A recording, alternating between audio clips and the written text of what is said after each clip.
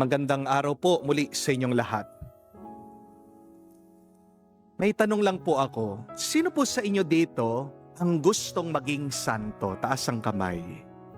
Wala. Ulit po. Sino po sa inyo ang gustong maging banal? Taas ang kamay.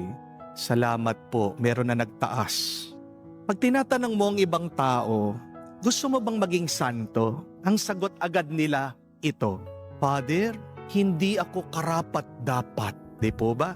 Meron din mga iba, agad sinasabi, ay Father, wag muna po.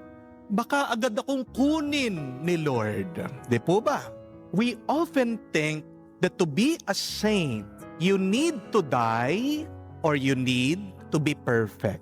Akala ng iba, ang pagiging santo o banal ay yung hindi ka nagagalit, di ka nagkakamali, di ka tumatawa, yung dapat masyado kang serious sa buhay mo. Di po ba? Pero alam niyo po ba, the saints were not perfect people.